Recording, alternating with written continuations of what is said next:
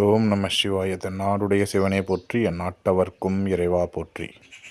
வந்தவாசி வட்டம், திருவண்ணாமலை மாவட்டம், மழையூரஞ்சல், கோதண்டபுரம் கிராமத்தில் எழுந்தருளியுள்ள கோதண்டபுரீஸ்வரர் ஆலயத்துக்கு ஆலயம் திருப்பணி வேண்டுகோள். கோயில் கட்ட வேண்டுமையா. இதற்கு சிவனடியார்கள், பக்தர்கள், உலகத்தில் உள்ள அனைவரும் உதவி செய்ய வேண்டும் என்று வேண்டுகோள்.